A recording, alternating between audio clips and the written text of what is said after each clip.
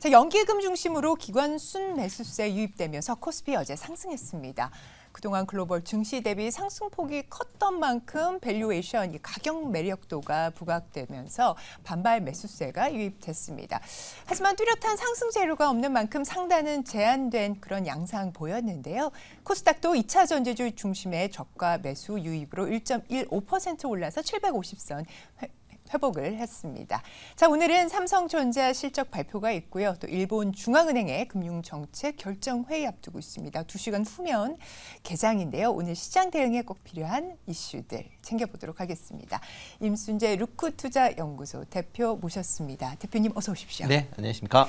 네, 자, 그럼 지금 최근에 이슈들이 워낙 많은데 그중에 첫 번째 일단 체크박스 보면서 하나씩 이야기 풀어가도록 하겠습니다. 자, 첫 번째 체크박스입니다. 어떻게 보면 국채금리가 이끌고 있는 최근 글로벌 시장인데요. 이번 주는 통화정책 슈퍼위크라고 해도 될 정도로 이 미국이나 일본, 영국의 중앙은행에서 기준금리를 또 결정을 합니다. 목요일, 우리 시간으로 목요일인데요. 또 새벽에 FOMC에서 결정이 나오고 같은 날이지 재무부에서 또 분기 국채 발행 계획에 대해서도 얘기를 하는 걸로 알고 있습니다. 그래서 FOMC 얘기부터 먼저 하면은 시장에서는 지금 어떻게 보고 있습니까? 네, 일단 10월 31일, 11월 1일 이틀간 이제 FOMC를 한다라고 보시면 될 것 같고요. 지금 시장 분위기는 동결이다라고 보시면 될 것 같습니다. 대표적으로 이제 이런 그러니까 FOMC 회의에 이제 기준금리가 어떻게 될지를 이제 확률적으로 알려주고 하고 있는 CME 패드워치 같은 경우에 지금 동결 확률을 99%로 지금 예상을 하고 있습니다. 네. 99%는 기정사실화한 거죠? 일단 동결됐다라고 보시면 될 것 같고요. 그렇기 때문에 시장 내에서는 FOMC 회의 결과를 어느 정도 이제 반영을 하고 움직인 거 아니냐라고 좀 보여지고 있습니다. 이번 이제 FOMC 회의에서는 기준금리 동결이다라는 부분보다는 과연 이제 파월 의장이 어떠한 발언을 할 것이냐라는 게 좀 더 이제 시장에서 관심을 갖는다라고 보시면 될 것 같고요. 기존의 지금 상황으로 본다라고 하게 되면 일단은 동결 관련된 얘기를 하면서 아마 좀 매파적인 발언을 하지 않을까라는 좀 생각을 해보고 있습니다. 그렇게 생각하는 가장 큰 이유는 지난 9월달 점도표에도 나타나듯이 FOMC가 그러니까 연준 같은 경우는 한 차례 더 올릴 수 있다라는 그런 이제 스탠스를 여전히 보유하고 있다라고 보시면 될 것 같고요. 최근에 이제 미국의 여러 경제 지표, 그다음에 고용 지표가 상당히 좀 안정적인 그런 모습을 보이고 있습니다. 그렇기 때문에 기준금리가 높았음에도 불구하고 이렇게 이제 좋은 호실적을 그러니까 지표가 좋게 나오다 보니까 그런 걸 감안한다라고 하게 되면 한 차례 정도 더 올릴 수 있다라는 그런 이제 코멘트 정도가 같이 붙지 않을까. 그렇지만 시장에서는 코멘트는 붙긴 하겠지만 올리긴 쉽지 않을 것이다라는 그런 이제 의견들이 좀 더 강한 그런 상황이다라고 보시면 되겠습니다. 시장에서 그 데이터만 놓고 보면은 사실은 금리를 인상해야 되는 상황이다라고 그렇죠. 얘기를 하는 것 같습니다. 하지만 그렇지 않은 배경은 또 어떻게 보고 계십니까? 네, 가장 첫 번째가 이제 중동 관련된 불안감이 이제 다시 확산이 되고 있다라는 거군요. 그러다 보니까 중동 관련돼서 불안해지면 가장 첫 번째 영향을 미치는 게 이제 유가다라고 보시면 될 것 같고, 전일 같은 경우는 유가가 소폭 하락은 했지만 여전히 불안감이 좀 존재한다라고 보시면 되겠습니다. 이와 더불어 이제 장기 국채 금리가 계속 지속적으로 상승하고 있다라는 겁니다. 최근에 이제 그 기준금리 동결에도 불구하고 채권금리가 계속 상승세를 보이고 있는데요. 이렇게 되는 가장 큰 이유는 미국 국채 시장에서 수급 불안이다라고 보시면 되겠습니다. 미국 재무부가 이제 지난 8월달 대규모 국채 발행을 발표한 이후에 장기금리가 지금 꾸준하게 상승을 하고 있는 그런 모습입니다. 특히 이제 8월 초에 미국 10년물 국채금리가 4% 그 전후에서 지금 움직였던 거에 비해서 지금 4.9%, 5%에 지금 육박하는 수준까지 석 달 동안 건 1%포인트 정도 상승을 했다라고 보시면 될 것 같습니다. 이렇게 미국 재무부가 국채를 많이 발행하는 가장 큰 이유는 미국의 재정 적자가 확대되고 있다라는 부분입니다. 지난 2023년 회계연도, 그러니까 미국 같은 경우는 10월부터 다음해 9월까지가 이제 1개 회계연도인데요. 재정 규모 적자가 1조 7천억 달러를 기록을 했습니다. 1조 7천억 달러 정도 되면 우리나라 1년 GDP가 거의 맞먹는 정도 그런 이제 재정 적자가 지금 발생을 했다라고 보시면 될 것 같고요. 지속 가능할까요? 이렇게 엄청난 재정 적자를. 일단은 어려울 걸로 보여지는데 당장은 미국 자체가 달러를 찍는 나라다 보니까 기축통화에 대한 그런 메리트가 이런 모든 거를 지금 뒤로 이제 좀 밀어놓는 거 아닌가 싶습니다. 재정 적자 규모도 미국 GDP의 6.3%를 차지할 만큼 상당히 큽니다. 그러니까 최근에 이제 EU 같은 경우에 경기 침체 얘기가 많이 나오고 재정을 많이 쓴다라고는 하지만 그 GDP의 3.4%에 불과합니다. 그러니까 그거에 비해서 3%포인트 이상 높은 그런 이제 재정 적자 규모를 갖고 있다라고 보시면 될 것 같고요.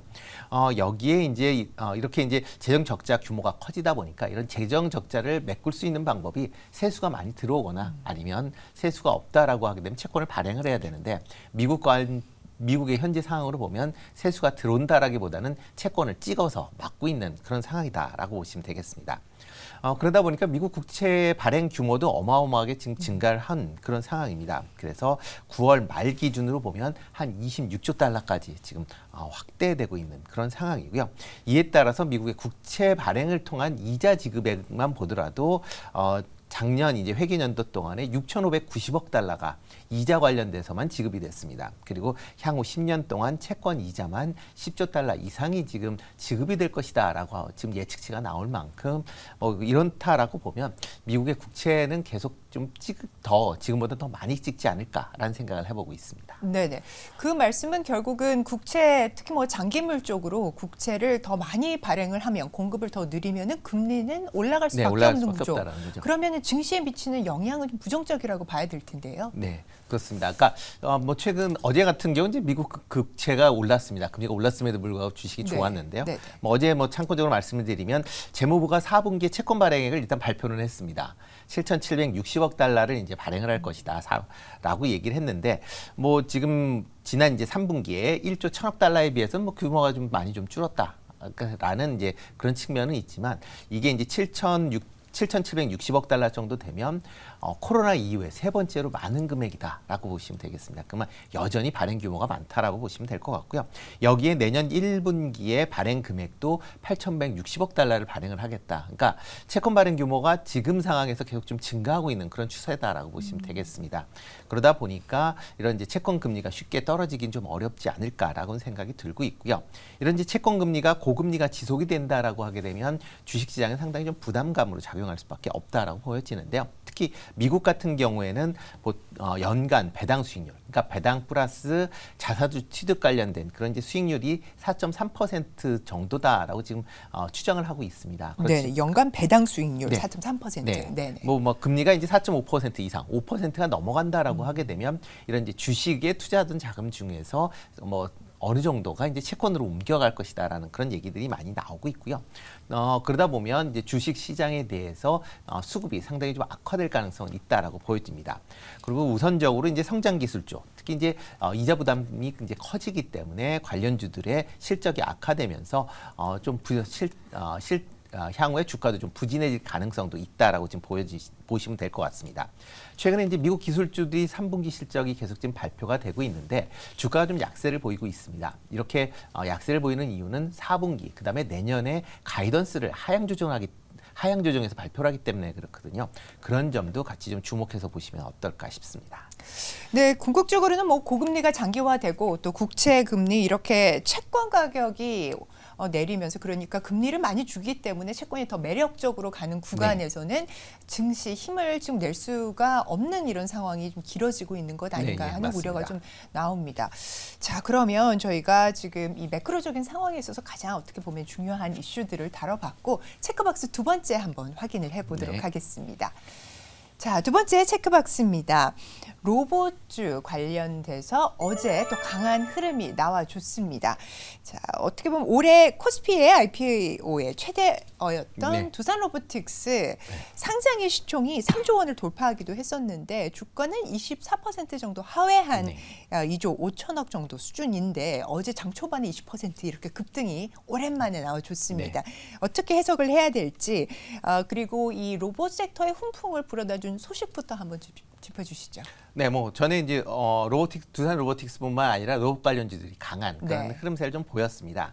어저께 이제 로봇 관련주들이 가장 강했었던 가장 큰 이유는 이제 하나오션이 선박 건조에 로봇을 사용을 한다. 라는 이제 그런 소식 때문에 로봇 관련주들이 강세 아니었나라고 보여집니다. 특히 이제 하나오션은 이제 거제조선소에서 수백 대의 협동 로봇을 이제 투입을 하면서 작업자의 이제 피로도가 좀 낮아지면서 작업 시간이 5배 정도 이제 빨라지고 생산량도 증가했다라고 이제 밝힌 그런 상황입니다. 이에 따라서 2027년까지 현재 이제 용접 무인화율이 한 10% 중반대 정도 되고 있는데요. 이거를 70%대까지 확대할 것이다라고 발표를 했습니다. 이를 위해서 향후 이제 관련된 여러 이제 스마트 팩토리 관련돼서 한 3천억 정도를 이제 투자를 하겠다라는 그런 이제 얘기가 나오면서 전반적으로 이제 협동 로봇 관련주들이 좀 강한 그런 이제 주가 흐름세를 보였다라고 보시면 되겠습니다. 특히 이제 최근에 두산 로보틱스는 상장한 이후에 로봇 관련주에 이제 대장주로 부각이 되면서 시장에서 상당히 주목을 받았습니다. 그렇지만 이제 상장한 이후에 주가가 꾸준히 지금 하락세를 좀 이어가고 있으면서 지금 레인보우 로보틱스에도 시가총액을 좀 빌릴 만큼 1등에서 이제 2등으로 내려앉았다라는 게 시장에서 보면 조금 상대적으로 좀 주가가 많이 하락한 거 아니냐라는 그런 또 이제 관점이 있다라고 보시면 될 것 같고요. 특히 이제 두산 로보틱스 같은 경우는 글로벌 4위의 협동 로봇 생산 기업이다라는 게 어제 좀 부각이 됐다라고 보시면 되겠습니다. 특히 이제 최근에 이제 로봇 관련주들이 주가가 전체적으로 좀 약한 그런 이제 모습세를 좀 보이고 있는데 지금 올 상반기에 상당히 좀 강한 흐름세를 이어갔죠. 특히 삼성전자가 레인보우 로보틱스의 이제 지분을 인수하면서 시장의 주목도를 받았는데 그 이후에 아직 뚜렷한 어떻게 보면 로봇이 나온 것도 아니고 어떻게 보면 그러니까 투자자들이 인식할 수 있는 그런 이제 재료가 아직 없었다라는 게 주가 흐름을 좀 약세로 이끌었었던 그런 이유 아닌가 싶습니다. 근데 이제 공장이 이제 스마트화가 이제 좀 진행된다라고 하게 되면 아마 관련된 분야에 조금 더 시장에서 관심을 얻지 않을까라는 생각을 해보고 있습니다. 네, 좋습니다. 대표적인 성장 섹터인데 로봇 섹터 같은 경우 마찬가지로 이 금리의 변곡점이 좀 나와줘서 어떤 매크로적인 상황이 좀 바뀌어야지 이런 상승세에 힘있게 좀 나올 수 있지 않을까 하는 생각도 좀 드는데요. 지금 말씀 주셨던 지금 공장 스마트화 진행 여기에서 다음번 이 모멘텀 재료를 좀 찾아볼 수 있을까요? 일단 그 로봇 관련된 종목들이 보면 이제 실적 자체가 그렇게 좋은 기업들은 생각보다 많지는 않습니다. 네. 대부분 이제 향후의 성장 기대감이 지금 주가에 반영이 됐다라고 보시면 될 것 같고요. 그렇기 때문에 이제 성장을 이제 이끌어가는 그런 이제 내용들이 이제 뭐가 있느냐를 보시면 그 중에서 이제 가장 큰 부분이 스마트 팩토리 관련된 부분이 아닐까 싶습니다. 최근에 이제 인건비들이 많이 올라가고 국내에서도 많이 올라가고 있기 때문에 이런 부분을 해결하기 위해서 이제 공장 자동화 부분, 특히 로봇을 활용한 부분이 계속 이제 확대되고 있다라고 보시면 될 것 같고요. 그러다 보면 이제 이런 로봇 관련된 기업들의 영업이익 물론 중요하긴 하겠지만 그거보다 이제 매출 성장세가 어떻게 이어지는지 매출 성장세에 조금 더 집중해 보시면 어떨까 싶습니다. 여기에 덧붙여 이제 삼성전자가 이제 로봇 관련된 제품을 계속 출시하겠다라고 시장에서 기대를 많이 했는데 아직까지 출시가 안 되고 있습니다. 4분기에는 출시되지 않을까라는 기대를 하고 있는데 만약 이렇게 이제 삼성전자가 이제 로봇 관련된 제품을 출시한다라고 하게 되면 시장 전체적으로 한번 로봇 관련 쪽으로 다시 좀 매기가 들어오지 않을까라는 기대를 해보고 있습니다.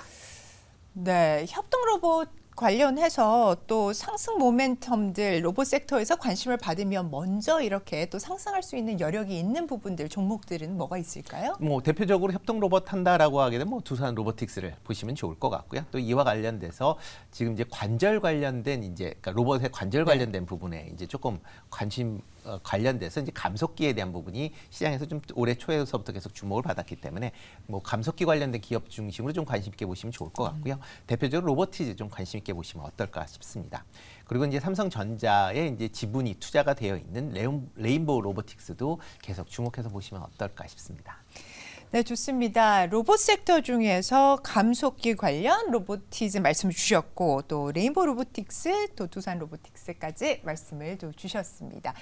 저희 체크박스 세 번째 넘어가도록 하겠습니다. 세 번째로 저희가 살펴볼 내용은요. 자, 어제 아시아나항공 이사회에서 결정이 원래는 날 것으로 기대를 했었죠. 네. 화물 사업부 매각에 관련된 이슈 오늘 다시 논의를 좀 이어간다고 하는데요. 이사회에서 결정이 나더라도 사실은 해결해야 될 과제가 굉장히 많은 것 같습니다. 산 네. 넘어 산이다 이렇게 얘기를 하고 있는데 우선은 화물 사업부의 인수자를 찾아서 또 EU 경쟁 당국에 얘기를 해야 네, 되고 그렇죠. 또 그뿐 아니라 미국과 일본의 경쟁 당국의 이야기도 좀 들어봐야 되는 상황이라고 합니다. 네. 어떻게 보십니까? 네, 일단 뭐 아시아나 항공의 이제 화물 사업부에 대해서 뭐 대부분의 예상은 뭐 좀 빨리 이제 결정이 되지 않을까, 분할하지 않을까라는 이제 시장에서 예상을 했는데 실제적으로는 뭐 상당히 좀 어저께 8시간 동안에 이사회 회의를 했음에도 불구하고 지금 결론을 못 내렸다라고 보시면 될 것 같습니다.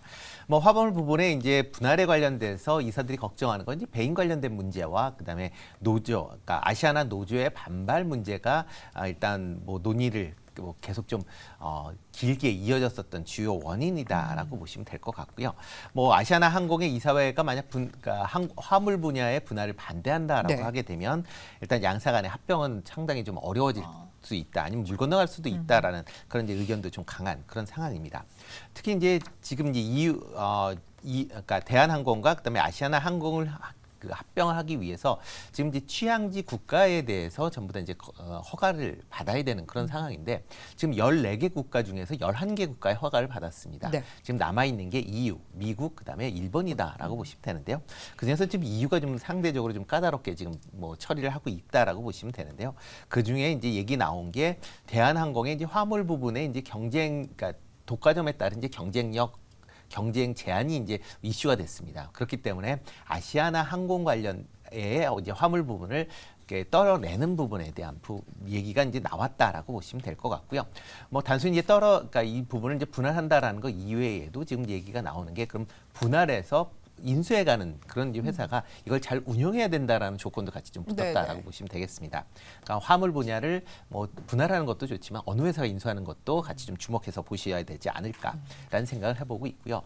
만약 그 현재 아시아나 항공 입장에서 보면 지금 독자 생존은 좀 어렵다라고 좀 개인적으로 생각을 하고 있습니다. 네네. 이유는 부채 규모가 12조 원이 넘습니다. 그리고 연간 이자만 지급되는 게 6천억이 넘기 때문에 그만큼의 수익을 과연 낼 수 있겠느냐라는 부분은 좀 어렵다라고 좀 보여지고요.